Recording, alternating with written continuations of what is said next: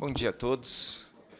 Sejam bem-vindos e bem-vindas à aula que inaugura as atividades acadêmicas do Programa de Pós-Graduação da Câmara dos Deputados, que tem a honra de receber pela segunda vez em nossa casa o professor Adriano Codato, a quem vou apresentar formalmente daqui a pouquinho.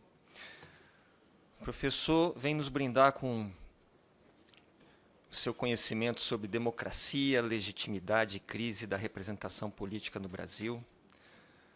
O professor Adriano coordena um grupo de pesquisa recentemente contemplado pelo INCT. Então, tem muita possibilidade de estudo, de evolução, de aprendizado e de parceria.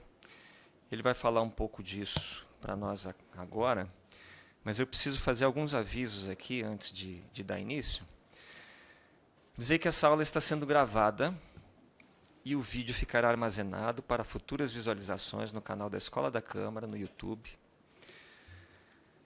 As perguntas poderão ser feitas por meio do QR Code que estará à frente de vocês, nas mesas, sobre as mesas. Eu acho que é isso. E, já passando a apresentação do nosso convidado ilustre, professor Adriano Codato, é professor de Ciência Política da Universidade Federal do Paraná, é editor-chefe da Revista de Sociologia e Política, coordena o INCT Representação e Legitimidade Democrática e dirige o Observatório de Elites Políticas e Sociais. Fundador e preside o Instituto pela Comunicação Científica e é pesquisador do CNPq nível 1C.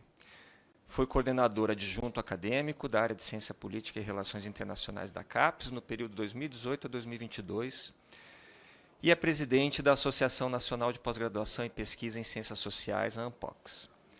Também coordena o projeto de extensão do Laboratório de Práticas Legislativas da Universidade Federal do Paraná, em convênio com a Assembleia Legislativa do Paraná. Professor Adriano, é com grande honra que nós lhe recebemos mais uma vez nessa casa. A casa é sua. Fique à vontade na sua explanação. Eu vou assistir sua apresentação ali e depois eu volto para mediar as perguntas e a gente organizar uma conversa, um debate. Ok? Boa palestra. Obrigado. Bom dia a todas e todos. É uma satisfação estar de volta aqui no CEFOR. Eu vim em 2020, em fevereiro ou março de 2020, antes do fechamento da pandemia. Naquela ocasião eu falei sobre outsiders e hoje eu quero apresentar, na verdade, o título é bastante eloquente, não é? É bastante desafiador, mas eu quero apresentar, na verdade, um projeto de pesquisa que nós estamos iniciando sobre essa temática e falar também, fazer uma propaganda, porque nós queremos que o CEFOR também se engaje nessa nossa pesquisa. Eu quero, então, de saída, agradecer ao gentil convite do professor Fabiano para voltar aqui ao CEFOR, para falar para vocês no início desse ano letivo. Vocês tenho certeza que estão num dos melhores programas de pós-graduação da área de Ciência Política e Relações Internacionais, o mestrado profissional do CEFOR. Eu falo isso porque eu já estive do outro lado do balcão, já estive no processo de avaliação da pós-graduação da CAPES e a nota 5 que o programa atingiu atesta a altíssima qualidade das dissertações, dos trabalhos dos professores e professoras da casa. Então, uma aula inaugural também é uma aula de boas-vindas e eu asseguro vocês que, medido milimetricamente pela CAPES, esse é um excelente programa de pós-graduação. Bom, dito isso, eu quero apresentar aqui para vocês uma pesquisa que nós estamos começando. Ela, de fato, teve início agora em agosto de 22, a partir de um edital que nós vencemos do CNPq, e a criação de um Instituto Nacional de Ciência e Tecnologia, de um INCT chamado Representação e Legitimidade Democrática, o REDEM. Os programas o programa dos Institutos Nacionais de ciência e tecnologia, deixa eu ver como é que eu posiciono isso aqui. Eu vejo na televisão, mas eu nunca tinha usado aqui. Então, esse programa que o CNPq tem, dos Institutos Nacionais de Ciência e Tecnologia, é basicamente a criação de institutos financiados pelo CNPq durante 5 anos para desenvolver pesquisas de ponta nas mais diversas áreas. Ciências da vida, ciências exatas, ciências humanas, sociais aplicadas. E a ideia é que seja uma pesquisa de longo prazo, que envolva colaboração nacional e internacional, para o desenvolvimento de projetos de alto impacto científico, tecnológico e de colaboração internacional, né? E também, e principalmente, formação de recursos humanos nas áreas nas áreas tema, né, nas áreas objeto de cada INCT. Então, esse é o nosso INCT, Representação e Legitimidade Democrática. Ele tem 3 frentes. Uma frente é formação de pós-graduandos e graduandas e pesquisadores e pesquisadoras de alto nível. A outra frente é pesquisa e publicação. E uma terceira são produtos técnico-tecnológicos, produtos de impacto social, de impacto científico na sociedade. Ao final, vou falar sobre um produto desses que nós pretendemos desenvolver e contar, se possível, né, com a colaboração dos nossos colegas do CEFOR. Bom, essa pesquisa, para dar conta desse tema enorme, não é? Democracia, legitimidade e crise da representação no Brasil, essa pesquisa ela procura articular 3 grandes áreas, ou as 3 grandes áreas da ciência política, que são cultura política, que está dentro de comportamento político, instituições políticas e elites políticas. Então, normalmente, em função, claro, da especialidade, do desenvolvimento, da profundidade, da dificuldade dos conhecimentos, as pesquisas ou são sobre cultura política, ou são sobre instituições políticas, partidos, regras eleitorais, processo legislativo, ou são sobre elites políticas.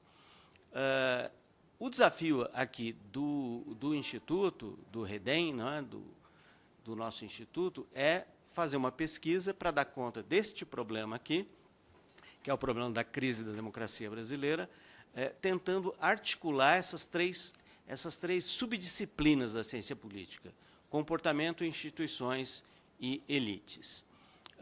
Na área de comportamento, nós estamos olhando aqui para a cultura política da população, a cultura política dos cidadãos, basicamente o que os cidadãos pensam sobre democracia e querem da democracia brasileira. Na área de instituições políticas, nós estamos olhando para 3 lugares: partidos políticos, processo legislativo e regras eleitorais. E para elites políticas, para uma elite política estratégica, para uma elite política específica, determinada, que são as elites parlamentares. No caso, deputados e senadores, elites parlamentares no nível nacional, deputados, deputadas, senadores e senadoras. Então, nessa breve exposição que eu vou fazer, eu vou contar um pouco como é que nós estamos pensando, teoricamente, metodologicamente, a abordagem de cultura política, instituições políticas e elites políticas. E, ao final, eu vou aprofundar um pouco esse eixo de elites políticas, que, apesar de ser o coordenador do projeto, eu atuo no eixo de elites, falar um pouco sobre as dificuldades de pensar um problema absolutamente novo na nossa área, que é o desafio, é um problema novo e um desafio teórico e metodológico, que é conseguir mensurar a qualidade da representação política. Vocês certamente conhecem os vários institutos que medem a qualidade da democracia. Por exemplo, Variedades da Democracia, o VEDEM, o Polit4, Freedom House, todas essas instituições medem qualidade da democracia, o grau de democracia ou de democratização dos países. Recentemente, o VDEM lançou o VALT, que é para mensurar o quão autoritários são os países. Então, é uma tradição já consolidada, há pelo menos esses três, não é? Essas três instituições acadêmicas que medem qualidade da democracia, mas não há, exceto alguns economistas, mas aí num outro registro, eu vou contar para vocês qual, que mede a qualidade da representação política, o quão boa ou ruim é a representação política. Essa é uma questão difícil, porque ela também é normativa, não é? Quando a gente fala em qualidade da representação, qualidade pode ser boa, ruim, talvez indiferente, não é? Então, isso envolve também incluir na discussão um problema de filosofia política, um problema de teoria política, um problema clássico, que é o problema do bom governo e o problema do bom governante. Então, eu vou deixar essa discussão mais difícil do meu eixo para o final, e vou contar um pouco aqui como é que vai se desenvolver a pesquisa sobre cultura política e instituições políticas.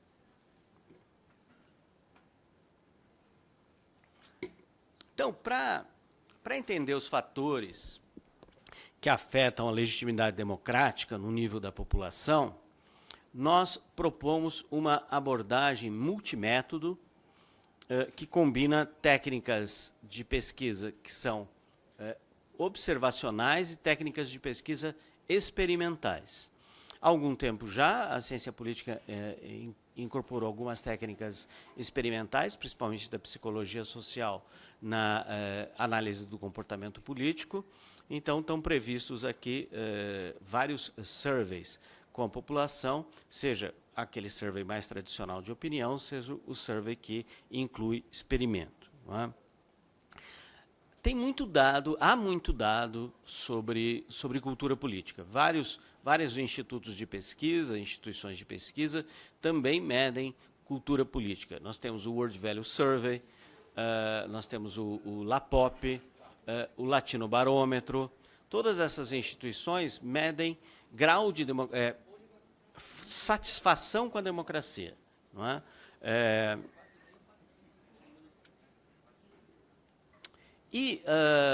Quando a gente olha, por exemplo, para a pesquisa do ESEB, do Estudo Eleitoral Brasileiro da Unicamp, não é?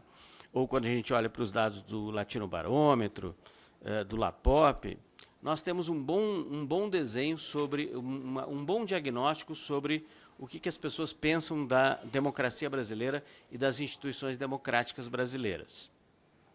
Então, se a gente tomar como marco inicial 2010, nós vamos verificar níveis de confiança bastante preocupantes da população nas nossas instituições democráticas. Eu vou destacar aqui duas instituições que o Latino Barômetro mede a confiança, que são os partidos políticos e o Congresso Nacional. Então, começando pelos partidos políticos e somando os percentuais de entrevistados que responderam ter muita confiança e que responderam ter alguma confiança, verificamos de 2010 em diante uma queda importante na confiança nos partidos. Não é? Em 2010, 24% tinham muita ou alguma confiança, e em 2016, essa confiança, muita ou alguma, atinge 5,3%. Então, uma queda importante que mostra a crise da representatividade ou a crise da representação da democracia brasileira. Ainda que em 2020 haja uma recuperação em relação a esse 5,3% de 2016, em 2020 apenas 13%, 12,9%, segundo o Latino Barômetro, manifestaram esse nível de confiança, muita ou alguma, né? Razoável confiança nos partidos. O mesmo ocorre quando se pergunta sobre o Congresso Nacional. Confia, não confia, o quanto confia, muita ou alguma confiança. Em 2010, esse percentual era de 44%, 43,7%, confiavam muito ou tinham alguma confiança. Em 2017, esse índice cai para 11%. Em 2020 há uma recuperação, mas a gente nunca atinge o patamar de 44% de 2010. Em 2020, a confiança era de 23%. Bom, então nós temos esse dado é comparativo, né? Latinobarômetro faz uma pesquisa sobre vários países da América Latina, assim como o LAPOP, mas nós queremos avançar nessa frente, não é? Fazer pesquisas mais aprofundadas. A gente quer cobrir áreas do Brasil ou cidades que não são muito perguntadas, não são atingidas. Então, nós temos um projeto de um survey nacional que vai cobrir as 5 macro-regiões do país, com uma amostra significativa. E esse questionário vai cobrir 4 grandes blocos de pesquisa: valores e princípios democráticos, atitudes e comportamentos políticos, avaliação, percepção e confiança institucional e avaliação das percepções e confiança nas elites políticas. Então, nós queremos introduzir nessas pesquisas um bloco que não é tão presente, que é a confiança nas próprias elites e não nas instituições. Essa é uma inovação importante. Uma segunda inovação nesse eixo sobre cultura e comportamento político é avaliar o quanto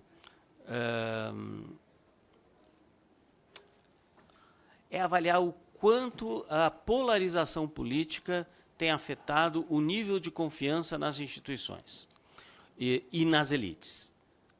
Então, através de um experimento online, depois experimento face a face, nós queremos ver como é que a erosão, o aumento da radicalização, o aumento da polarização afeta a confiança.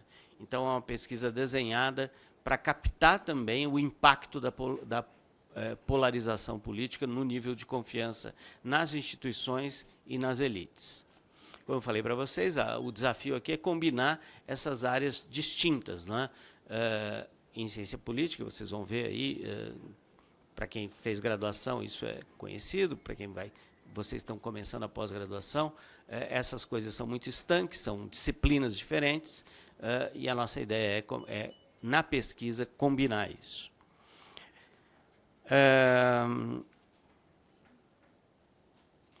E, finalmente, o experimento de campo ele vai investigar como estratégias de despolarização podem aumentar a adesão a normas democráticas. Bom, então, esse primeiro eixo da pesquisa ele vai ser complementado por um segundo eixo da pesquisa, que são as instituições políticas, o estudo das instituições políticas e, basicamente, das mudanças institucionais que vêm ocorrendo nos últimos 10, 15 anos. Ao longo dos últimos 10, 15 anos, houve várias mudanças graduais, tanto no sistema eleitoral quanto no sistema partidário. Enquanto a busca por financiamento nas bancadas estaduais promove fragmentação e altera a dinâmica de recrutamento, o fim das coligações nas proporcionais tem efeitos na busca de recursos para campanhas. Reformas eleitorais pontuais também podem alterar, como vocês sabem muito bem, a distribuição de cadeiras e o acesso que os partidos políticos têm a recursos de todos os tipos. O estabelecimento de cotas individuais de desempenho, por exemplo, podem constranger partidos a se beneficiarem de grandes puxadores de voto. Uma segunda dimensão aqui nesse eixo aborda especificamente o legislativo e as regras com as quais atores operam em processos de mudança, regulando interpretações e alterando o equilíbrio de poder entre os grupos no processo legislativo. Nós vamos trabalhar com um padrão de mudanças institucionais aqui nesse eixo sobre instituições políticas, e com base numa tipologia que tem quatro itens. Não é? O primeiro é a reinterpretação das normas. Às vezes, as normas não mudam, as regras institucionais não mudam, mas muda a interpretação sobre elas. Isso tem um efeito sobre comportamentos. Às vezes, sim, às vezes, a introdução de novas regras e remoção de outras. Então, essa é uma mudança mais radical.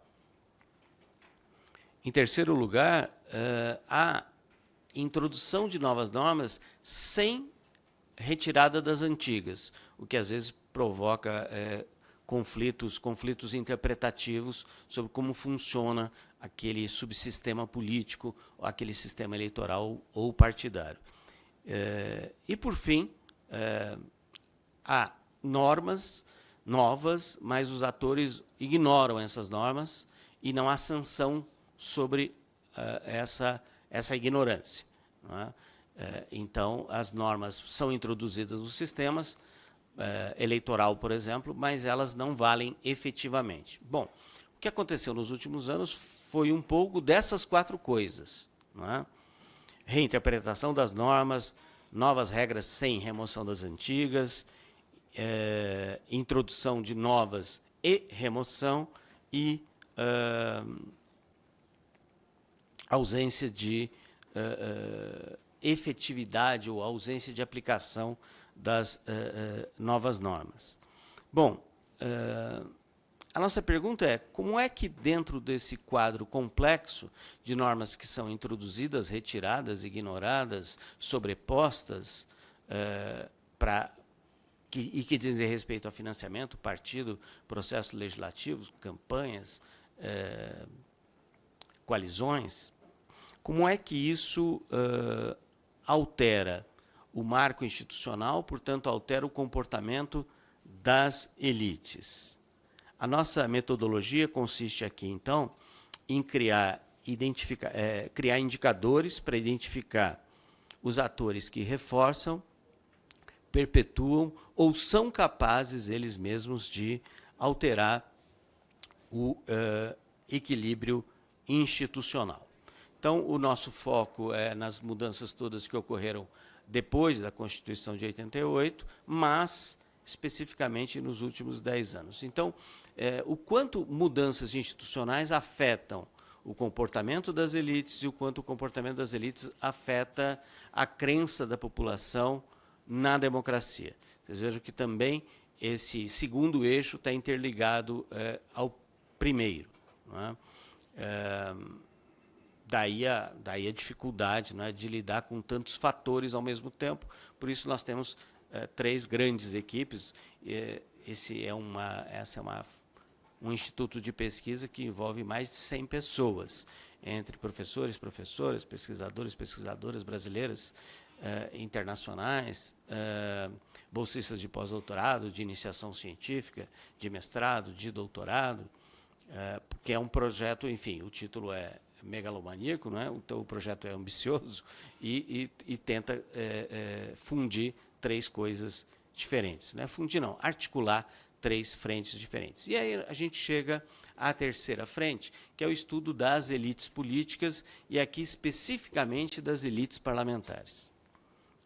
Bom, então eu disse no início que a pergunta inicial não é quem são as elites. Isso está bastante bem mapeado pela ciência política e a sociologia política brasileira, não é? Quem são as elites políticas do Brasil, as suas características sociográficas, ou as elites parlamentares especificamente.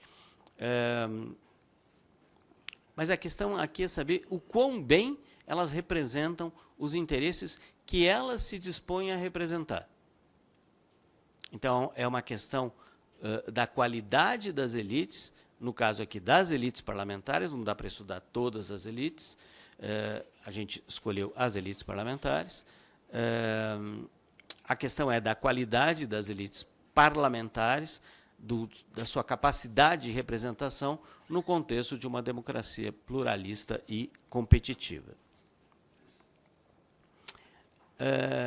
Sobre isso, a literatura, e aqui tem um certo tom de aulão aqui, eu vou começar a falar da literatura sobre o assunto. A literatura sobre qualidade da elite, ela é bastante incipiente, foi muito pouco desenvolvida, muito pouco pensada, mas ela pode ser dividida basicamente em 3 blocos, em 3 correntes. Não é?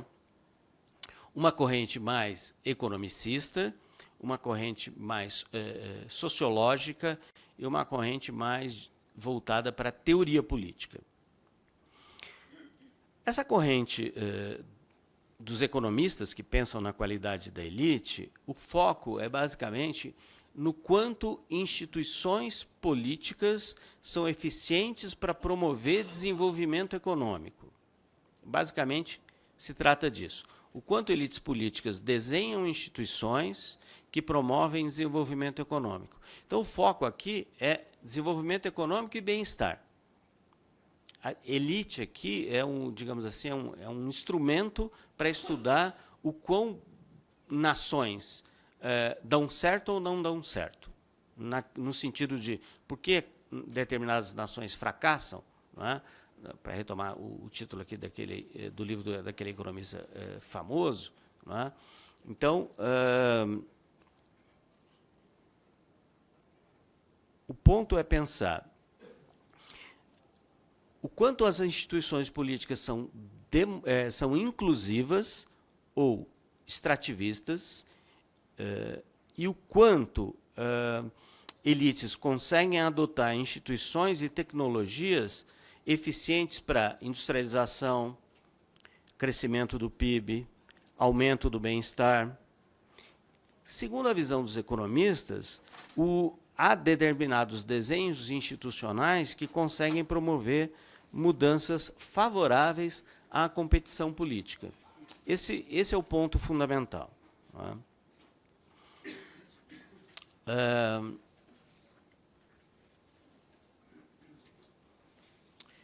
No bloco 2, na segunda corrente dessa discussão sobre elite política, o problema aqui não é mais o quão bem elites desenham instituições que promovem o bem-estar econômico. Aqui a questão é outra. Aqui a questão é a funcionalidade da elite para manter a coesão social e para manter uma sociedade com níveis administráveis, razoáveis, normais de conflito social.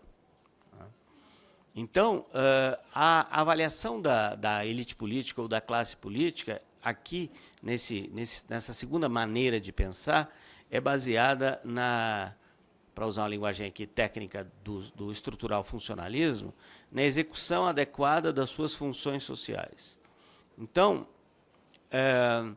a qualidade da elite aqui não está ligada ao regime democrático, quer dizer, o quão bem instituições democráticas são desenhadas para o desenvolvimento econômico, mas é o quão bem, não importa que regime político, consegue manter um bom funcionamento do sistema social, sem revoluções, crises, disrupturas, invasões, esse tipo de coisa. Então, na perspectiva funcionalista, a análise da elite está baseada na realização das funções sistêmicas para a estabilidade. E o terceiro bloco da literatura, não é? A terceira vertente da literatura sobre qualidade da elite, não quer pensar nem em desenvolvimento econômico, nem em manutenção da, aspas, paz social, mas quer pensar no nível de congruência que existe entre elites e massas, ou no nível de congruência que há entre eleitores e eleitos. Nesse registro aqui, não há o problema do desenvolvimento econômico, não há o problema da paz social. Aqui se quer medir o quão governantes conseguem refletir bem, fielmente, razoavelmente, os valores e os interesses dos seus eleitores. Então, aqui é o problema da responsividade, é o problema da accountability. A elite política deve responder aos seus eleitores e prestar contas das suas ações. Uma elite que consiga fazer isso, por exemplo, uma elite parlamentar que consiga fazer isso, é uma boa elite. Então, aqui não é um problema de democracia, não é um problema de desenvolvimento, não é um problema de paz social, é um problema de congruência. Eu vou passar aqui, por favor, um quadro em que eu sintetizo esse último tópico que eu falei. Ficou meio... É o que eu vou falar daqui a pouquinho. Tá. A questão da congruência é basicamente o seguinte. Por exemplo, como deputado ou deputada, em que medida eu consigo representar bem os meus eleitores? Através de política distributiva? Através de posições ideológicas? Eu venho aqui para essa casa e defendo bandeiras ideológicas vagas. Ou eu levo o benefício para a minha base? O que é melhor? O que eu represento mais bem?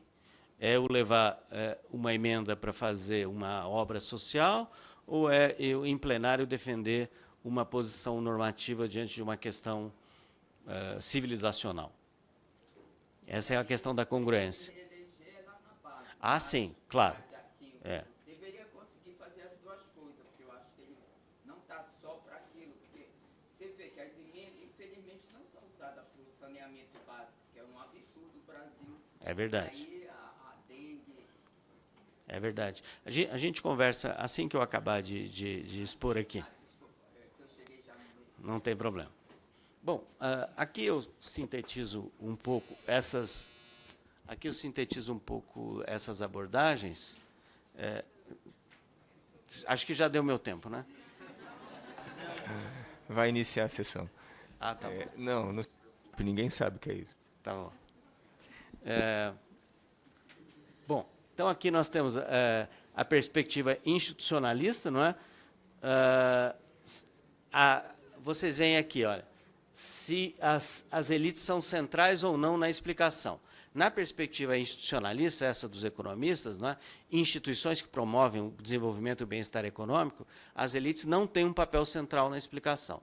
O foco aqui é saber, tanto faz quem está lá, se o desenho institucional de uma nação é suficiente para produzir desenvolvimento. Na perspectiva funcionalista, sim, se olha para as elites. Então, a ideia é que elites estratégicas cumprem funções condizentes com os valores culturais ou culturais dominantes de uma dada sociedade. Eu tenho aqui, não preciso virar. Vocês estão vendo. Então, a dimensão aqui da perspectiva funcionalista são as funções sociais que uma elite estratégica cumpre, e a ideia é tentar entender se há uma congruência aqui entre valores, né? Valores dominantes nas elites e valores dominantes na população. A perspectiva da qualidade da democracia, que é o que eu falei para vocês, né? Tem várias instituições que medem qualidade da democracia, não tem como foco exatamente a elite política, não é? A ideia aqui é se a qualidade das elites afeta a qualidade da democracia, definida em termos de democracia representativa, não é uma questão de performance do governo. Uma boa elite não gera necessariamente um bom desempenho governativo. Então, o ponto aqui são as elites e as instituições na percepção dos governados. Aqui a gente tem alguns indicadores sobre atributos das elites, diversidade social, racial, de gênero, dados sobre privilégios das elites, etc.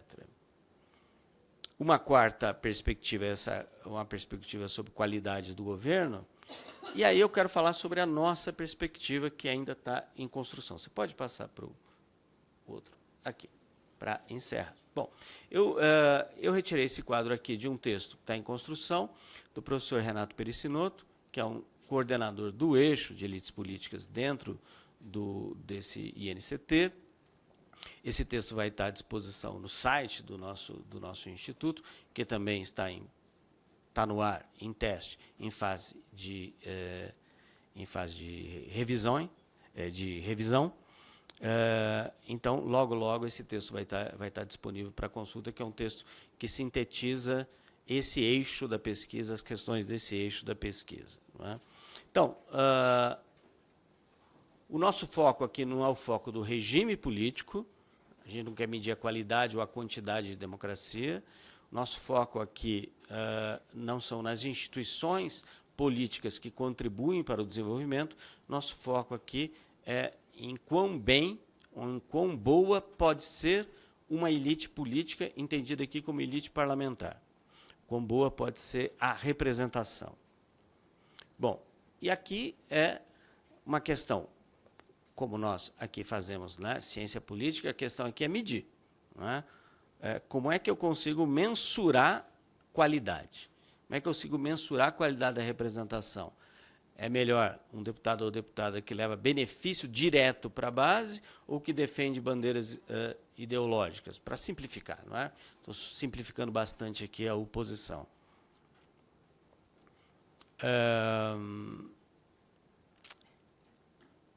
Também é importante saber o que essa elite, no caso de elite parlamentar, pensa sobre a democracia.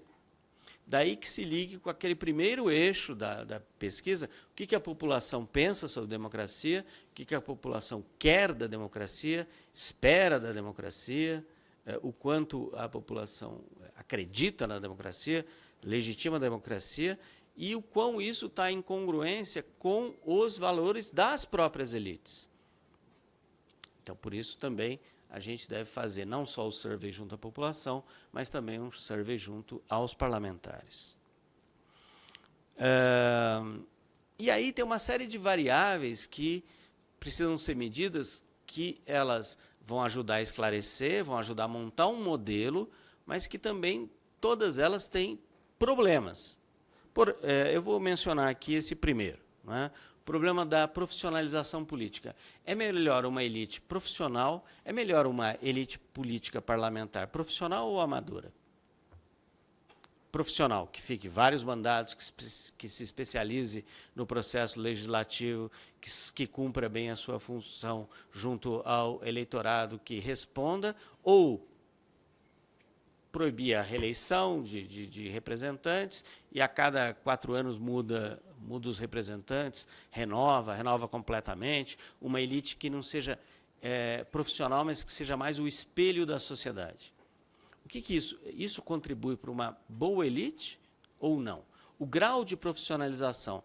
Qual a relação entre o grau de profissionalização política e a capacidade de representar interesses? Quanto mais profissional, melhor? Ou quanto mais recém-chegado, melhor? Recém-chegado ou chegada, melhor? Então, essa é uma questão que ela é empírica, que ela é normativa, que ela precisa ser tematizada. Não é? Nós temos também uma questão que é da natureza da representação como espelho, da representação como presença, da representação como delegação. É melhor um parlamento que seja exatamente o espelho demográfico da sociedade ou não? Ou pessoas diferentes podem representar um eleitorado diferente?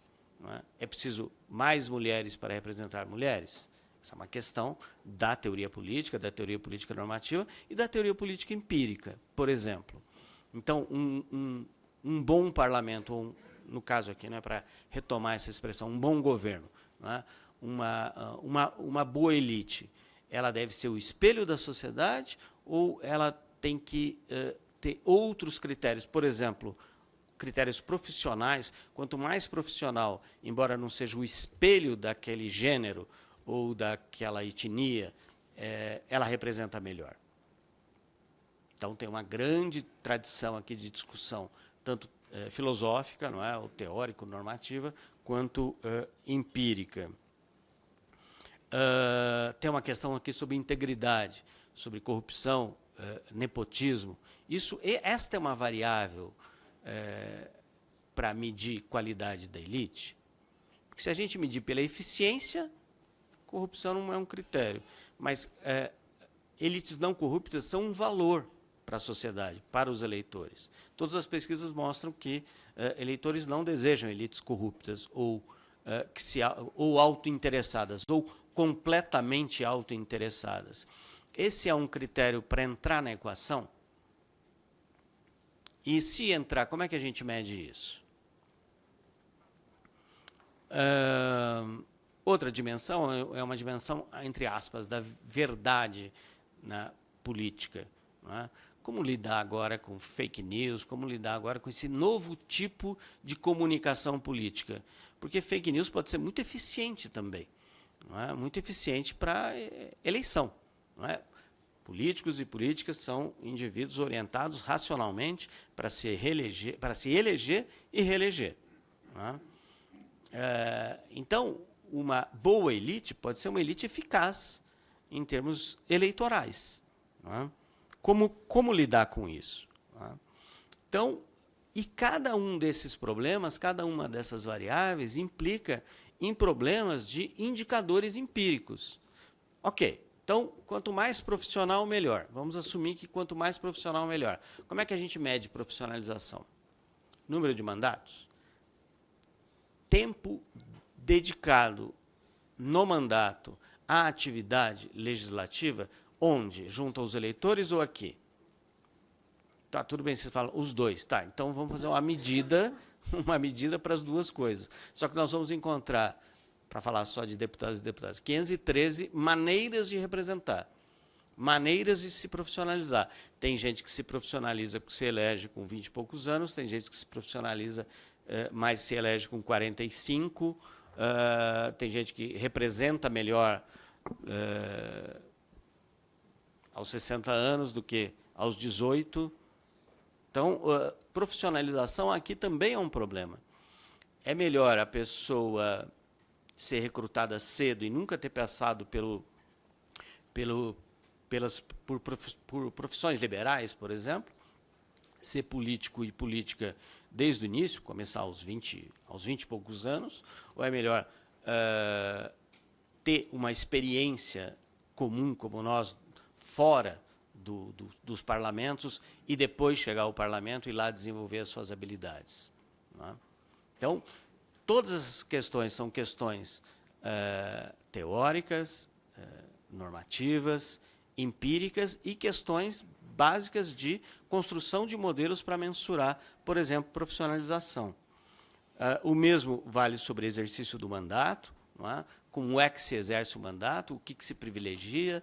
Tem gente que faz muito discurso, tem gente que não faz discurso, faz emenda, tem gente que não faz nem discurso nem emenda, mas é importante para articular o partido junto ao eleitorado, tem gente que traz dinheiro, enfim, tem muitos perfis. Os 100 cabeças do Congresso, nos cabeças do Congresso, do DIAP, mostra a diversidade de perfis de atuação parlamentar. Sobre valores, não é? Uma boa elite é uma elite que representa fielmente os valores da maioria? E se os valores da maioria forem antidemocráticos? Será que a elite não tem uma função contra-majoritária, que é garantir, mesmo em momentos em que a democracia eleitoral, em que o pluralismo político é contestado, será que a elite não tem uma função também contra-majoritária para dizer, não, olha, a democracia é importante apesar de tudo? E aí pode haver uma dissociação entre o que a população pensa que deva ser democracia e o que a elite pensa que deva ser democracia. Enfim, há uma série de desdobramentos aqui, insisto, que são teóricos, que são empíricos, que são normativos, problemas de construção de índice, que têm que ser enfrentados e serão enfrentados nesse grande projeto, não é, que a gente começou e que eu pude aqui apresentar brevemente para vocês. Esse projeto não é só acadêmico, ele envolve também produtos tecnológicos, para falar na linguagem do CNPq. Não é? Nós estamos começando a desenvolver 4 produtos nesse eixo aqui, apenas nesse eixo. Eu vou falar sobre o eixo que eu acompanho mais, né? Embora seja coordenador do projeto, nós aqui no eixo de elites políticas estamos desenvolvendo 4 produtos.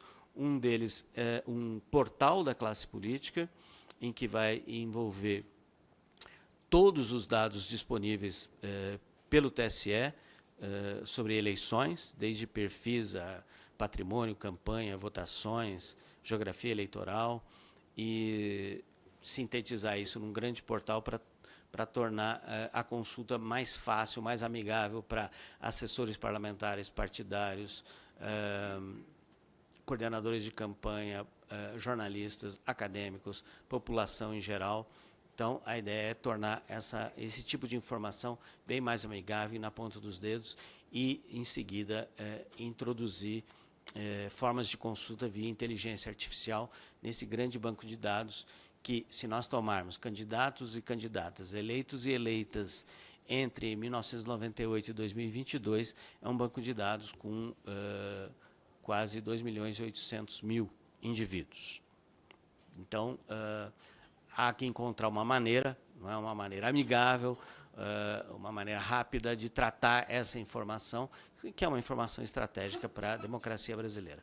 Nós também estamos apoiando a construção de um índice que depois vai virar um hot site sobre influência parlamentar, que deputados e deputadas são mais influentes em que temas, e um projeto que começou agora, que é identificar, mapear e também tornar disponível publicamente deputados e projetos, a atuação parlamentar de deputados e deputadas através de projetos de lei, de iniciativas legislativas várias e consumo de carbono. Então, tem um índice aqui que é sobre atuação parlamentar e consumo de carbono. Há outros produtos que a gente vai começar a desenvolver, a pesquisa está no início, mas ela tem, daí esse título aqui ambicioso, ela tem esses múltiplos desdobramentos, que são teóricos, filosóficos, normativos, empíricos, estatísticos e de produtos voltados ao consumo em geral, e eu espero que a gente possa trabalhar com o CEFOR em todas essas dimensões. Muito obrigado a vocês pela atenção.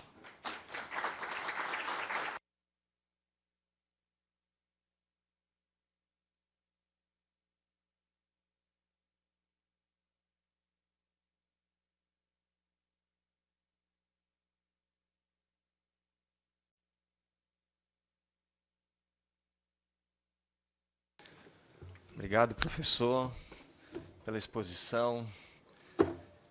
Certamente está fazendo com que muitos de nós aqui pensem sobre tudo que foi falado. O professor Adriano, mais do que trazer respostas, trouxe um monte de perguntas.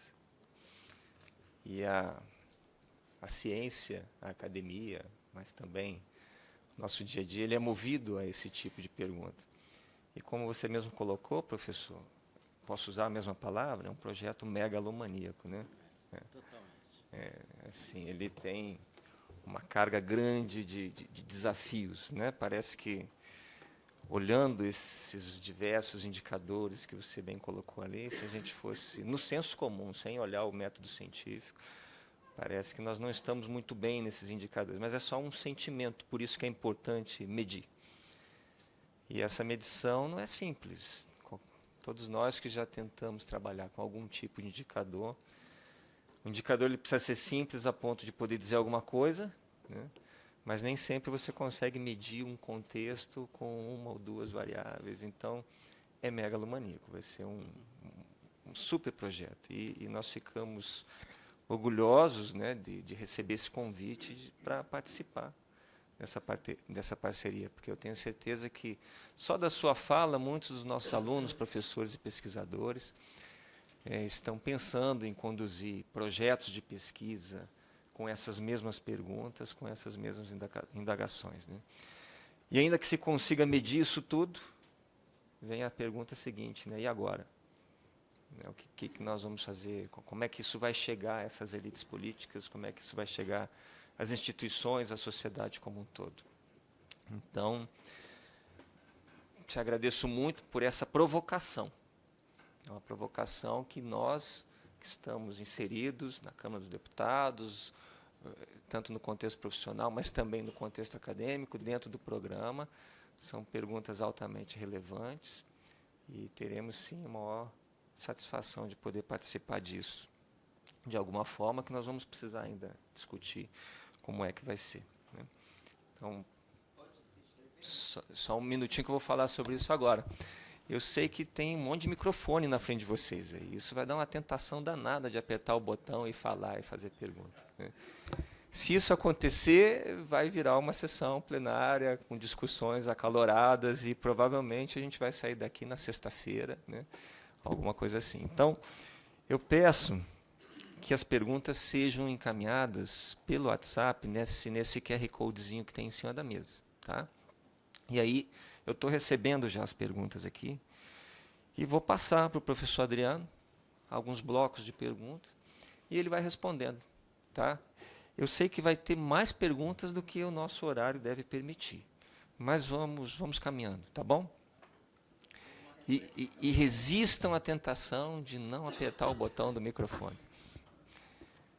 O meu amigo Jairo até já mandou aqui, então fico tranquilo. Você resistiu à tentação, isso é muito bom.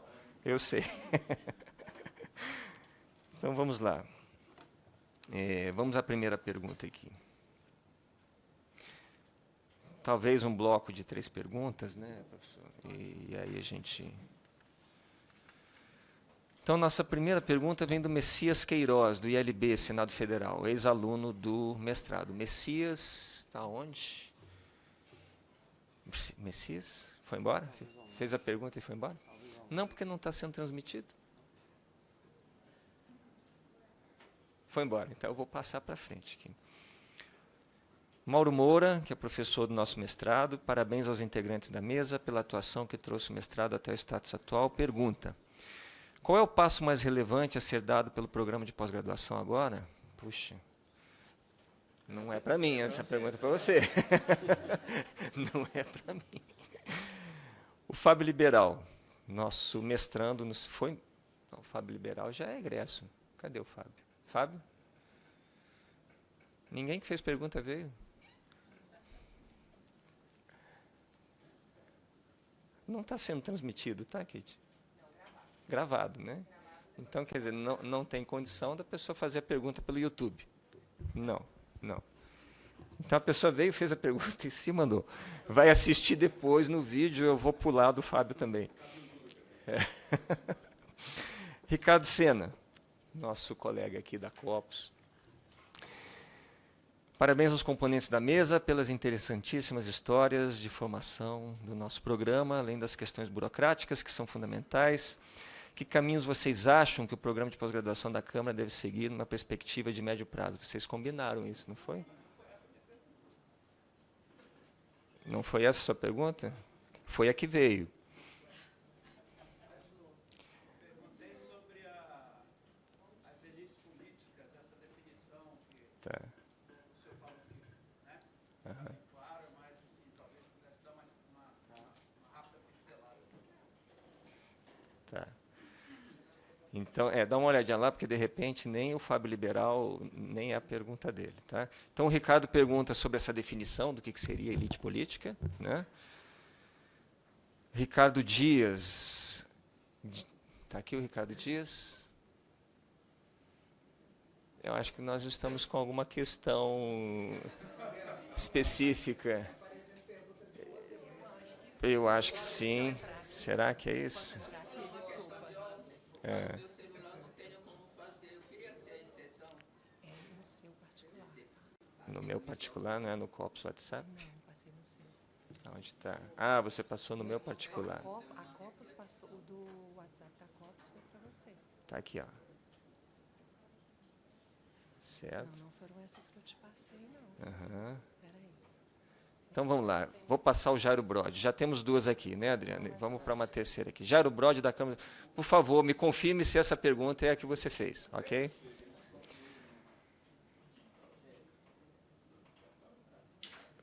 Deve ser.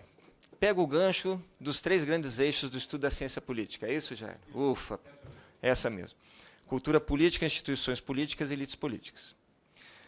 A cultura política atual está contaminada por fundamentalismos ideológicos, religiosos e comportamentais. Nossas instituições políticas, a duras penas, têm dado conta de se contrapor política e juridicamente a esses desvios, que ameaçam ruir os fundamentos civilizacionais em que se assenta nosso edifício político partidário. Nessa estridente batalha, cabe um papel fundamental a nossas elites políticas, que, infelizmente, em número preocupante, flertam abertamente com o democraticídio descrito em Como Morrem as Democracias, do Daniel Ziblatt e Steven Levitsky. O que a sociedade civil organizada, a academia e os democratas podem fazer, na sua opinião, para, por exemplo, pressionar o Congresso Nacional a voltar a discutir e regular a nefasta atuação das Big Techs nos fundamentalistas, na programação de fake news e nos discursos de ódio? Obrigado, Jair. Isso aí. Então, temos 3 perguntas. Tá? Eu anotei aqui, Fabiano, a pergunta do Ricardo sobre as elites políticas e do Jairo. A outra era uma pergunta sobre o programa, né? Sobre o programa. Tá. Eu acho que essa pergunta sobre o programa deve ter, como bem colocado, sido de um outro momento. Um evento mais institucional, né? Então, Ricardo, é o Ricardo Dias, é isso? Esse é o Ricardo Sena. Ricardo Sena. Sobre elites, né? Enfim, elites são grupos que detêm posições de poder e prestígio numa sociedade.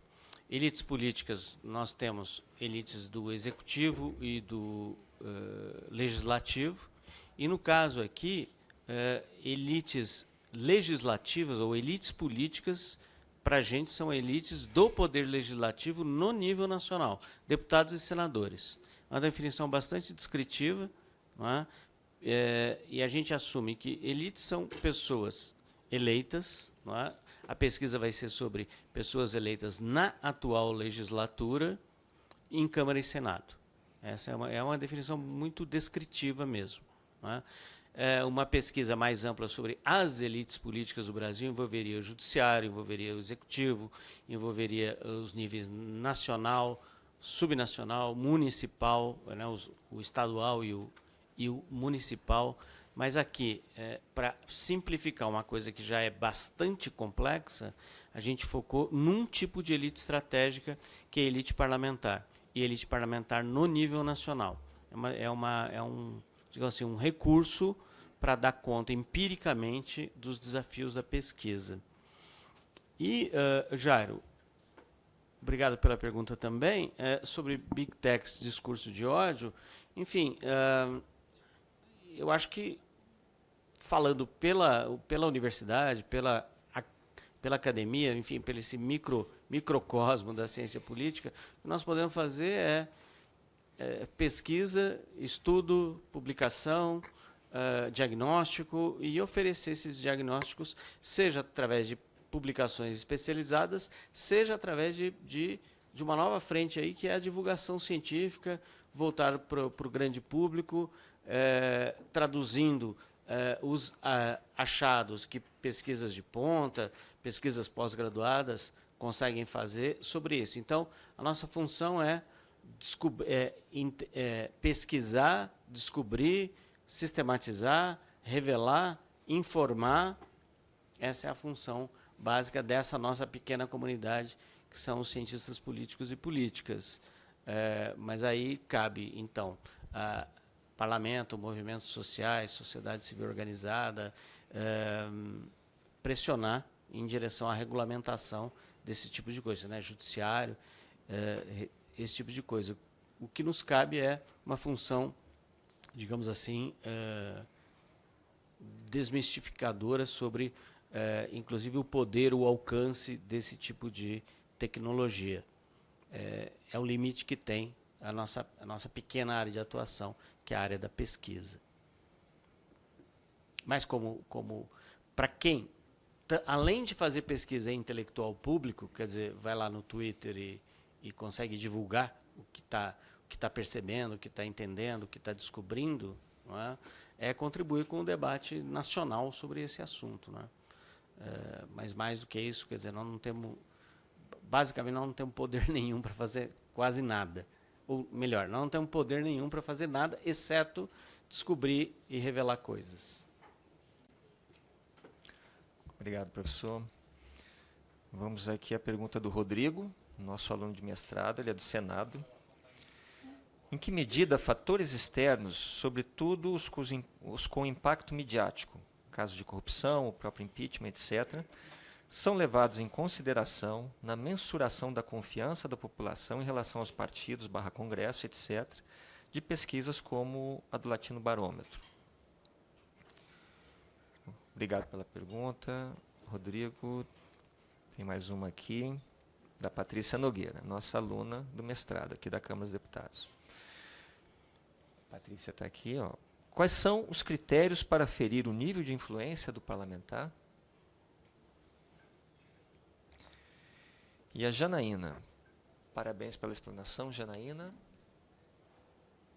Está presente, está lá. Dentro do estudo das elites políticas e culturas políticas, está sendo feito um estudo por gênero? Se sim, quais evidências podem responder à pergunta alocada pelo palestrante? É preciso mais mulheres para representar as mulheres? Temos 3 já? Tá, temos o Rodrigo, Patrícia e a última pessoa É a Janaína. Janaína.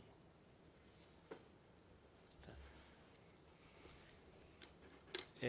Rodrigo, cadê o Rodrigo? Oi, Rodrigo. Então, Rodrigo, sim, o Latino Barômetro leva em conta esse tipo de dimensão, né, que é a dimensão da corrupção, nas suas perguntas. O impeachment, ele é captado indiretamente, porque como ele é feito em ondas, essas pesquisas de opinião são feitas em ondas, então tem uma onda de pesquisa antes do impeachment, uma onda de pesquisa depois do impeachment, então capta as diferentes percepções em 2 momentos, o antes e o depois. O estudo eleitoral brasileiro, o ESEB, conduzido pelo CESOP da Unicamp, aí sim tem perguntas específicas sobre corrupção e impeachment nas suas várias ondas. A cada 4 anos é realizada uma pesquisa pós-eleitoral, imediatamente no mês subsequente à eleição presidencial. Então, se não me engano, já há 6 ondas do ESEB, 6 ondas de pesquisa, em que questões conjunturais elas são captadas. É um questionário longo, é um questionário de mais de 100 perguntas, e aí questões específicas são capturadas. Você pode ter acesso às respostas no site do CESOP da Unicamp, que é o Centro de Estudos de Opinião Pública. E estão lá todos os questionários, se não me engano, desde 2002. Sobre a pergunta da Patrícia, como medir o nível de influência. Bom, aí nós temos... Patrícia, onde está a Patrícia? Oi, Patrícia. Aí nós temos, Patrícia, na verdade, são 2 institutos, duas organizações que estão trabalhando conosco. Uma é o Observatório do Legislativo Brasileiro, do IESP, UERJ, que está desenvolvendo uma metodologia para medir influência parlamentar, e um outro é uma empresa de relações governamentais, a RW, que está desenvolvendo um segundo índice de influência e presença parlamentar. São 2 índices multidimensionais, envolvem várias coisas, desde proposição até capacidade de aprovação. Eu não saberia dizer, porque estão sendo desenvolvidos ainda esses índices, mas a partir de agosto nós teremos nos hot sites respectivos dessas 2 pesquisas a possibilidade de plotar num gráfico bidimensional o tipo de parlamentar, o tipo de questão, onde essa pessoa está, se ela é mais influente, menos influente, mais interessada, menos interessada, para que, enfim, organizações, pessoas, possam saber com quem, inclusive, com quem conversar em determinadas questões. Mas são indicadores que estão sendo desenvolvidos ainda por essas duas pesquisas financiadas pelo Instituto. A ARW, através de uma bolsa de pós-doutorado empresarial, tem essa modalidade no CNPq. O CNPq financia indivíduos para fazer um pós-doutorado nas empresas e uma bolsa de pós-doutorado acadêmico no Observatório Legislativo Brasileiro. Isso, a questão da Janaína sobre gêneros, a Janaína... Então, Janaína, sim, nós temos algumas pesquisas, porque como a equipe é muito grande, então nós temos desde iniciação científica até pós-doutorado, nós temos uma iniciação científica especificamente sobre deputados e deputadas trans na atual legislatura, e temos uma pesquisa de pós-doutorado sobre presença das mulheres em direções de partidos políticos e distribuição de recursos para campanhas.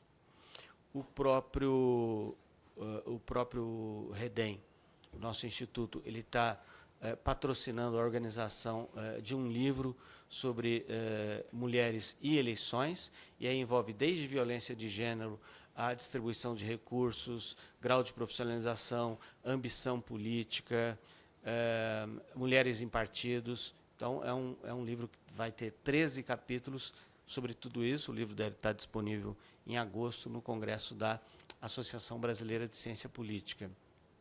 Nós devemos fazer também um acordo com uma equipe de pesquisa no Rio de Janeiro, que aí tem um time de 19 pesquisadoras que estão desenvolvendo pesquisas sobre gênero e política. Então, na verdade, é uma federação de grupos, instituições, empresas, programas de pós-graduação. Então, a ideia do REDEM é reunir tudo isso, mas essa agenda sobre gênero é um foco muito importante nosso. Sobre raça e gênero é um foco muito importante nosso, inclusive para poder elaborar melhor ou aperfeiçoar a medida de representatividade. Então, sim, está na agenda. Que eu me lembre agora, nós temos essa pesquisa sobre deputados e deputadas trans e sobre mulheres, partidos e recursos eleitorais. Mulheres nas direções dos diretórios estaduais dos partidos e distribuição de recursos. Se não me engano, essa é a pesquisa de pós-doutorado da Cecília Eduardo. Obrigado pelas perguntas. Temos um novo bloco, começando aqui pelo Marcos Chevitarese, que é da equipe de Ciência de Dados aqui da Câmara. Perguntas. Está previsto no projeto articular as variáveis propostas para a medição da qualidade das elites políticas com as dimensões tradicionais da representação, por exemplo, dimensão formal, simbólica, descritiva e substantiva? Obrigado pela pergunta, Marcos. Temos também o Fábio Alexandre, que é aluno do nosso mestrado. Diz: bom dia, parabéns pela explanação. Professor, além do voto, quais outras ferramentas, na sua opinião, as massas possuem para reverter a atuação das elites políticas, que fazem uma representação de baixa qualidade? Obrigado pela pergunta, Fábio. E me chamo Bruno, sou aluno do mestrado. Bruno, onde está o Bruno? Está ali o Bruno. Para a pesquisa, os presidentes de partidos políticos não parlamentares não seriam considerados dentro da elite política? Quais impactos isso pode gerar?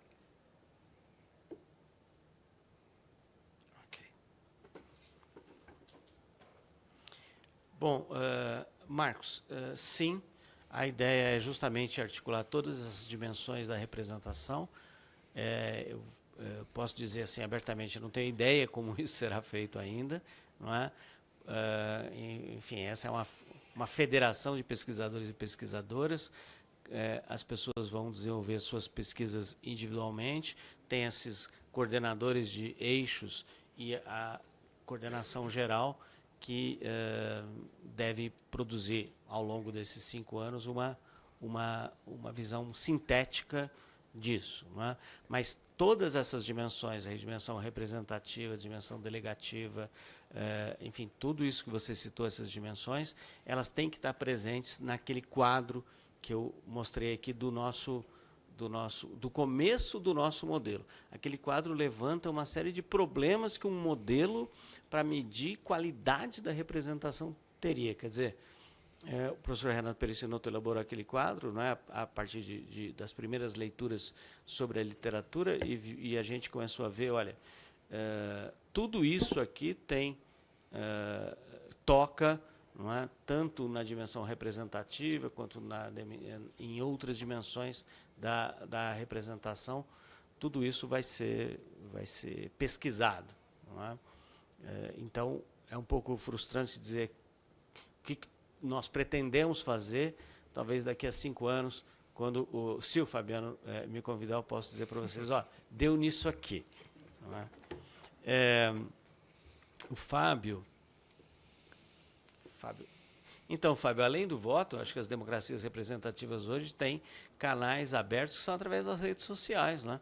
É impressionante hoje que você pode debater com o presidente, ou podia, né? Quando o presidente da República era muito ativo no Twitter, você podia ir lá não é, e debater com o presidente ou o filho dele, não é, diretamente no Twitter, né? Então, sim, eu acho que tem um aspecto problemático das redes sociais, mas já há várias pesquisas. Eu não sei se já tem pesquisa no Brasil, pesquisa publicada no Brasil sobre isso, eu não vi. Mas outro dia eu li uma pesquisa sobre responsividade de deputados na Suécia e a conversa com eleitores no Twitter. Então, tem mecanismos de accountability, por exemplo, rede social, mas não é a minha área essa.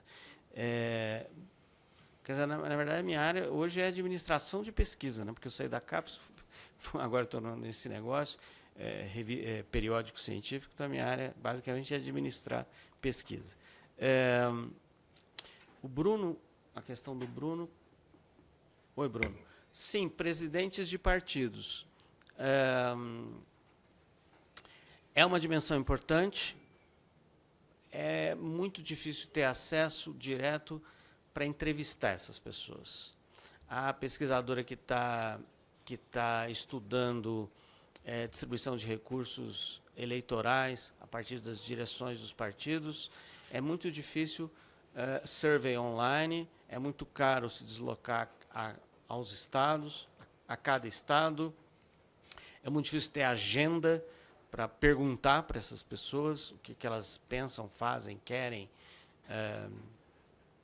Então, sim, o ideal seria incluir presidentes de partidos na elite política, não só ficar com a elite parlamentar. Quem sabe a gente possa ter aí uma mestranda, uma doutoranda, uma pós-doutoranda que encare esse desafio, não é? E que se integre à equipe para fazer exatamente isso. Mas você tem razão, seria fundamental, sim. Obrigado pelas perguntas. Eu tenho aqui uma pergunta da Tatiana, que é lá da coordenação de pós-graduação. Ela diz: professor, parabéns pela apresentação.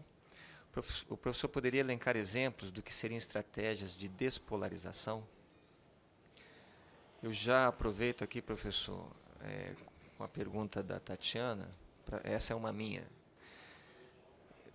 Você mencionou que vão fazer os surveys com amostras significativas. Esse também é um desafio bastante difícil. É essa a mesma ideia nessas 5 regiões?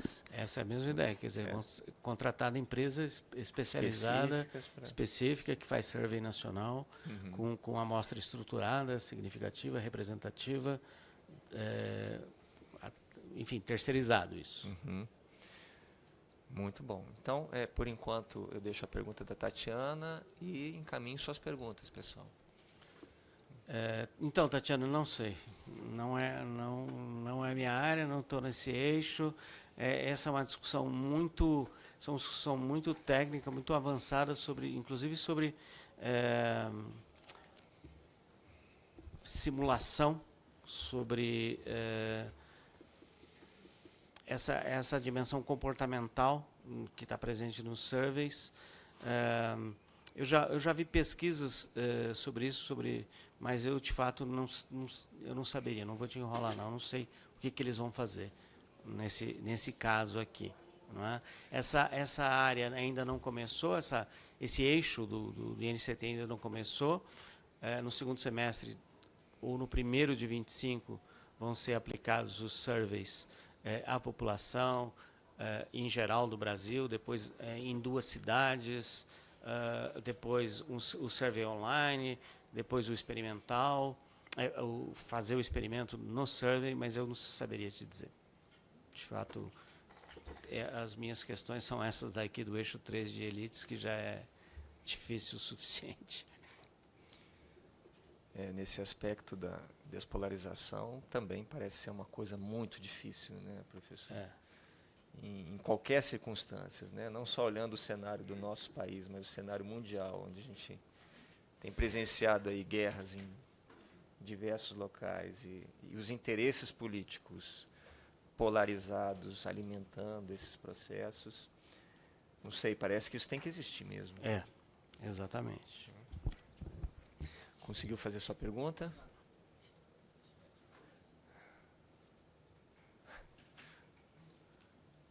Às vezes eu não consigo entender a letra, aí você me ajuda. Você é a Maria de Fátima, né? Você é daqui da Câmara? Não, advogada. Advogada, tá.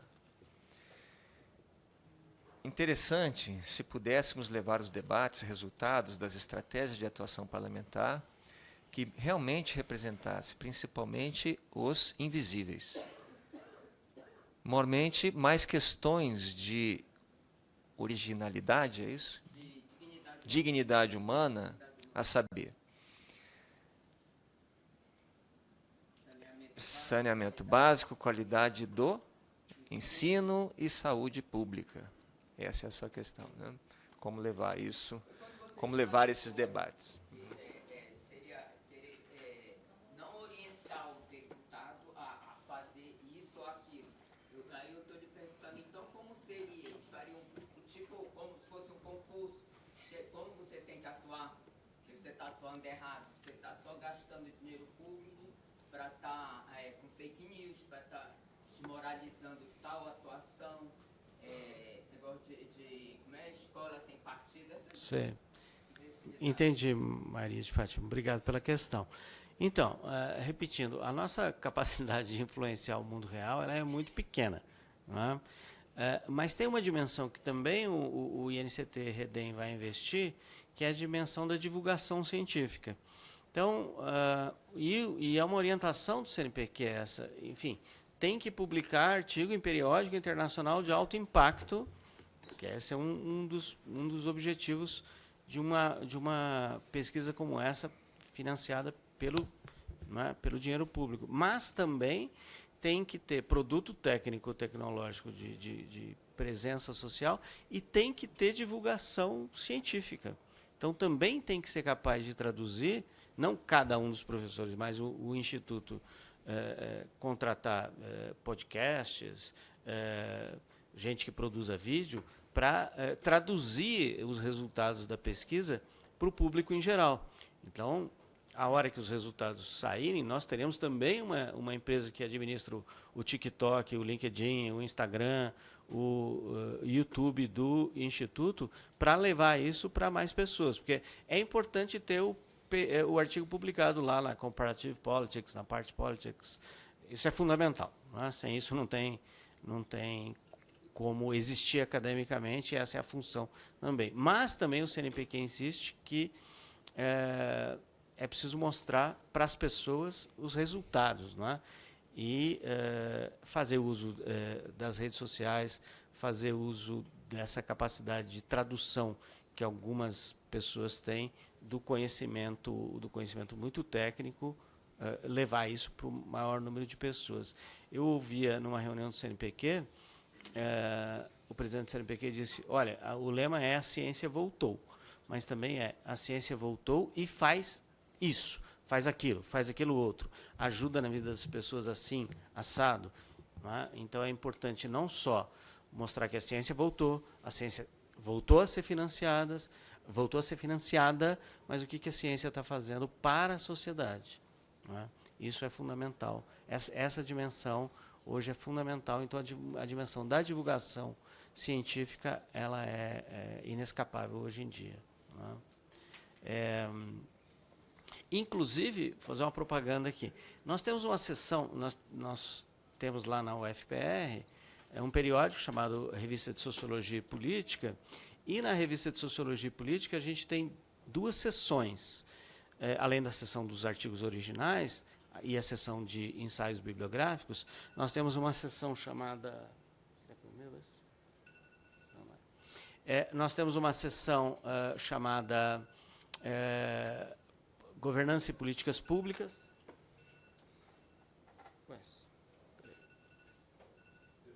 Deve ser outra.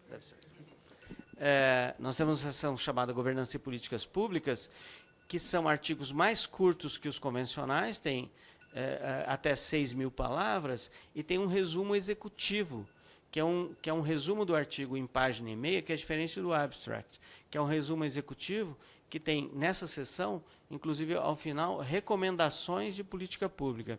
Nós estamos começando uma seção também chamada Poder Legislativo, não é?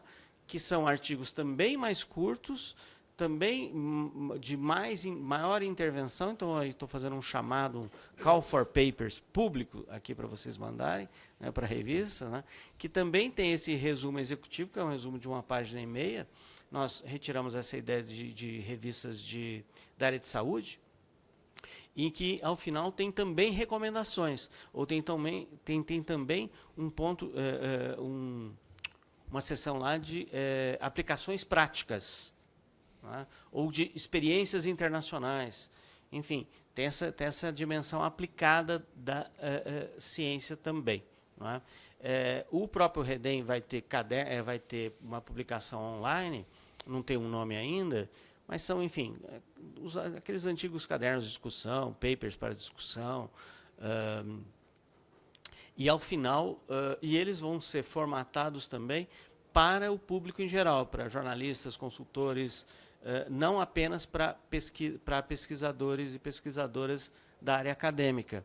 Então, tem toda uma formatação assim, jornalística diferente para o consumo, baseado em bastante imagem, gráfico, que pode ser reproduzido em jornais, em aulas, em sites, e uma linguagem diferente. Então, a gente vai ter que trabalhar também não só no paper acadêmico tradicional, né, nessa área do paper acadêmico tradicional, mas nas várias linguagens, vai ter que se desdobrar nas várias linguagens possíveis que a comunicação científica hoje exige. Então, boa sorte aí para quem for administrar isso. Professor, isso para além da comunicação científica, é escopo do projeto levar esses resultados a esses diversos públicos? Exatamente, exatamente. Está no projeto que foi enviado lá em agosto, sei lá, para o CNPq, que faremos isso. Na reunião de instalação dos INCTs no CNPq, isso foi reforçado também. Tem essa dimensão internacional de pesquisas de alto impacto e tem essa dimensão da tradução social das pesquisas que é fundamental. Não são as mesmas pessoas que devem fazer isso, mas o projeto precisa fazer isso. Então, é preciso contar com pessoas com habilidades diferentes nessa grande equipe que consigam fazer isso. Ok, obrigado pelas perguntas. Professor, obrigado pela resposta. Meu amigo Jair Brode pede para eu dar um recado, bem colocado. Falando em mulher no parlamento, que foi a pergunta da Janaína, ele pede para eu divulgar a didática exposição sobre esse atualíssimo tema, que está exposta no corredor Teresa de Benguela, ali na área de acesso ao plenário Ulisses Guimarães. É isso, Jairo? Tá, então, prestigiem a exposição, está muito bem feita, né? Muito bem colocada. A Tâmara, nossa egressa do mestrado, e hoje também na equipe de Ciência de Dados, né, Tâmara? Parabéns ao Cefó pelo convite e ao professor pela explanação. Minha pergunta é sobre a polarização e a operacionalização da mensuração da legitimidade e representatividade dentro dos dois polos. Já vou emendar com uma segunda pergunta. Sou Júlia Braga, aluna do mestrado da turma que se iniciou em 2023. Júlia, a Júlia lá no fundo. Gostaria de fazer a seguinte pergunta. Quais redes de pesquisadores, nome do grupo, observatório, que está realizando as pesquisas em torno das questões de gênero há pouco mencionado? Qual o nome do livro e onde poderia ter acesso ao mesmo e às pesquisas que estão sendo desenvolvidas? Perfeito. Começo pela Júlia. Júlia, o livro ainda está em elaboração. O livro é coordenado pelo Newton Sais, que tá aqui, e por uma colega nossa da área de Direito, a Desirê Salgado, lá da UFPR. Se não me engano, o livro não tem um título ainda, mas ele será publicado antes das eleições de 24. A ideia é que ele possa ser lançado, se não no Congresso da Associação Brasileira de Ciência Política, em agosto, que ele seja lançado pelo menos em outubro no Congresso da Associação Nacional de Pesquisa e Pós-Graduação em Ciências Sociais, ANPOX, em outubro. Esse grupo de pesquisa que será que se associará, não é? Eu ainda não sei o nome, porque eu estou em negociação ainda com a colega que coordena essa equipe, não é? Que é uma equipe lá do Rio de Janeiro, que deve se associar. Eu não sei o nome da equipe dela atualmente. Eu não sei se todas as pessoas estão numa equipe só, mas essa agenda é uma agenda fundamental para a gente. Tâmara, sobre mensuração da polarização. Isso diz respeito, então, àquele primeiro eixo lá de cultura política, aí é com aquele pessoal lá que eu não... na verdade, a minha área é sobre... Atualmente, eu tenho estudado carreiras políticas, ambição política e profissionalização política. Aí eu estou craque nesses índices, nesses cálculos estatísticos sobre isso. Mas polarização não sei muito bem, não. Professor, aproveitando essa deixa, como estamos em relação aos indicadores nessa área das elites políticas? De profissionalização? A profissionalização política no Brasil, no nível Câmara e Senado, mas também no nível estadual, mas no nível Câmara e Senado, é bastante alta. É bastante alta. E quanto maior... a gente teve uma pesquisadora que fez uma dissertação de mestrado, a Gabriela Gabriel, em que ela mostra que há uma consistência grande entre os 100 cabeças do Congresso e a profissionalização. Então, não é à toa que os 100 cabeças são os mais profissionais, porque, às vezes, os 100 cabeças podem ser os mais visíveis, os mais notáveis, não é? Os de maior presença midiática, mas também não, são os mais profissionais mesmo. Não é? Toda a questão, uma questão interessante é saber que critério se usa para medir profissionalização, se é tempo de mandato, se é quantidade de eleições, se é idade de entrada, se é tempo dedicado ali, se é ambição política progressiva. Um dos nossos objetivos é desenvolver um índice que seja mais econômico, porque o índice do qual a gente partiu tem 3 dimensões e 8 indicadores. É sempre muito difícil medir 8 coisas ao mesmo tempo, né? Então, nós estamos desenvolvendo também um índice que seja mais econômico, replicável, que não dependa, por exemplo, de survey, de perguntar para a pessoa, que a gente possa conseguir o dado facilmente. E a ideia também nós temos um grupo chamado Latino Elite, que faz uma pesquisa comparada a Brasil, Argentina, Chile e México, nas dimensões de outsiderismo, profissionalização, financiamento e ambição política. Então, a ideia também é aperfeiçoar um índice que tenha, sei lá, duas dimensões, 3 indicadores, que seja econômico e efetivo. Não é? Mas as pesquisas que nós temos mostram que a gente tem um grau bastante alto de profissionalização, e essa profissionalização é consistente com o lugar que essas pessoas ocupam no parlamento. Então, hoje se pode dizer que tem evidência de que essa profissionalização melhora essa atuação do parlamentar ou não? Não, isso daí a gente não mediu ainda, é o objeto É um da dos objetos. pesquisa, né? Um dos objetivos da pesquisa é esse, que a gente pode dizer que a grande maioria é profissional. Porque em 18 e também em 22, né, são profissionais. Em 18 e 22 teve aquele grande impacto dos outsiders, né? Mas o grau de outsiderismo não é tão alto assim não quanto parece.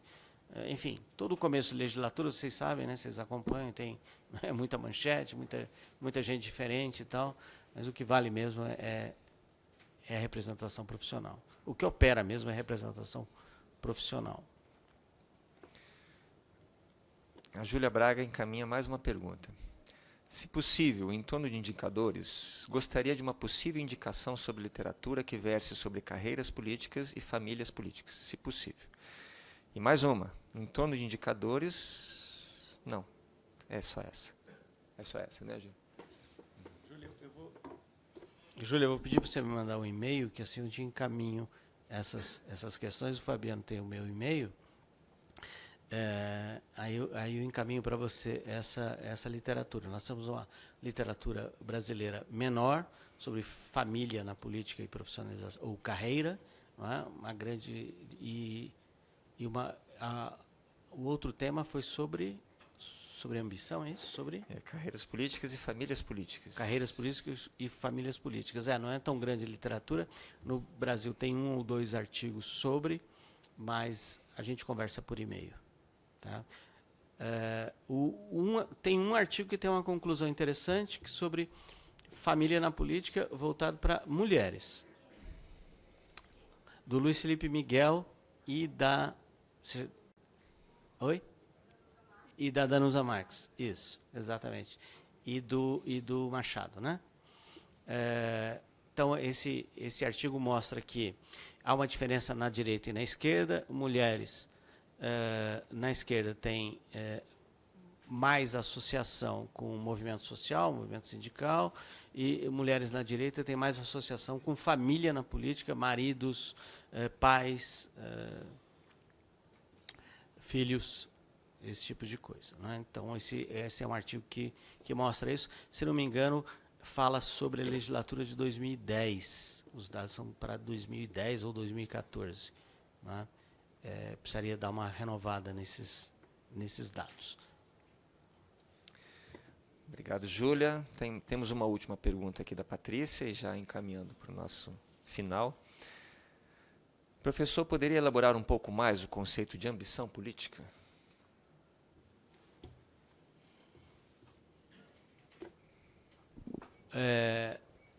Então, quem está fazendo uma tese de doutorado é o Newton Sais, que trabalha aqui no INCT, sobre ambição política na América Latina, Brasil, Argentina, Chile e México, em perspectiva comparada. Ambição política, basicamente, quem perguntou foi a Patrícia, né? Cadê a Patrícia? Ah, tá. Então, Patrícia, ambição política é o desejo e o projeto, no caso do parlamentar, de progredir na carreira. Então, existem alguns tipos diferentes de ambição política. Tem a ambição política progressiva, que é buscar um posto político de maior prestígio, um grau acima, de maior poder. Isso não tem necessariamente a ver com os níveis, porque às vezes você é deputada federal e quer ser prefeita de capital, então isso é uma ambição progressiva. Tem uma ambição política estática, que é permanecer no lugar, permanecer naquela posição. Deputada federal, eu vou tentar a reeleição. Tem a ambição regressiva, sou senadora, vou tentar ser deputada federal. E tem aquela ambição discreta em que a pessoa abandona a carreira, né? Então, portanto, falta de ambição. Mas a ambição é como em profissão, é aquele desejo de melhorar e as estratégias que você cria para crescer naquela sua profissão. Como política é profissão, então existe essa dimensão, que é a ambição de melhorar. E como que ela se expressa? Como que o pesquisador, no caso, o observador desse fenômeno, ele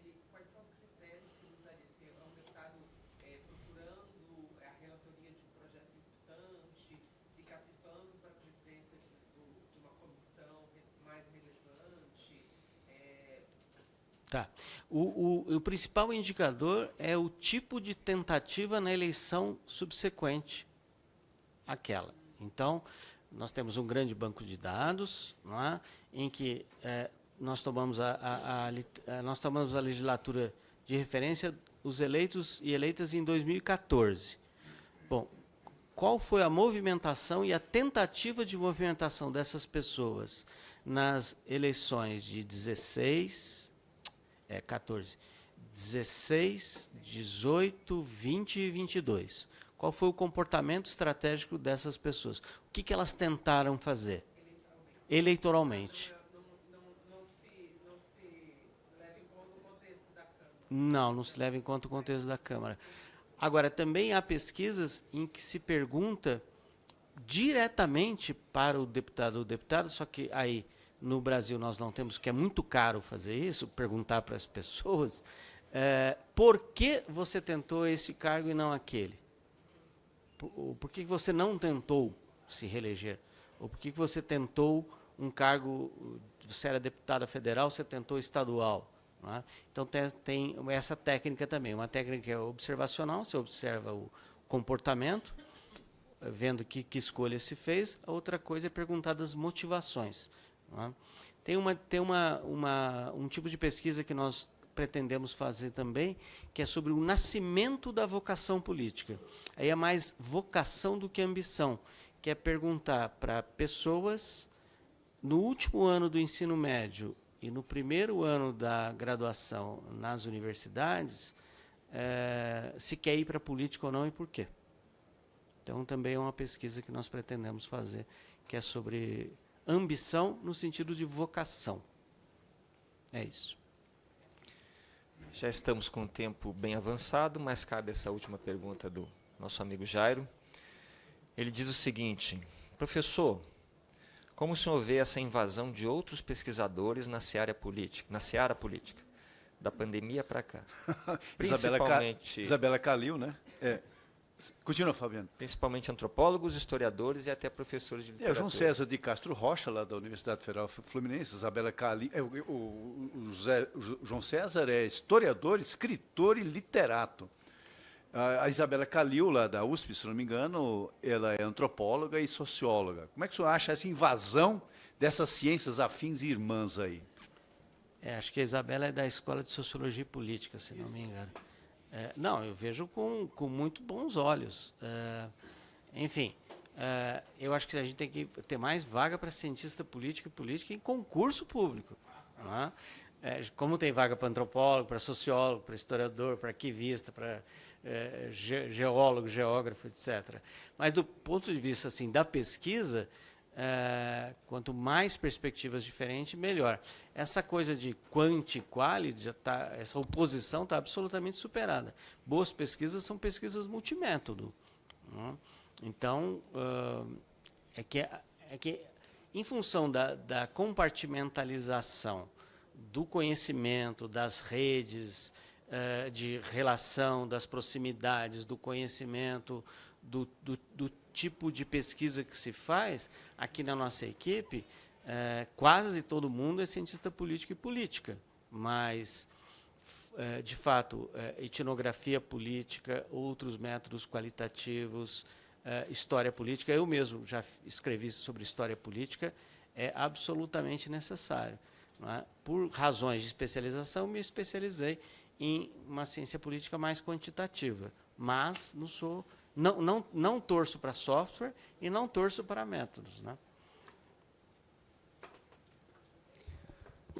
Professor Adriano, mais uma vez eu queria agradecer imensamente a gentileza de você ter vindo aqui nos brindar com essa palestra, e mais do que isso, além de nos trazer essas inquietações, nos convidar para trabalhar juntos nessas inquietações. Tenho certeza que disso surgirá uma parceria bastante profícua, com resultados relevantes. É isso que a gente espera. Então, foi uma grande honra, mais uma vez, tê-lo aqui abrindo os trabalhos do semestre. É por isso que eu passo às suas mãos esse certificado aqui, que expressa a nossa gratidão e o nosso reconhecimento pelo seu tempo aqui conosco. Muito obrigado. Obrigado, pessoal.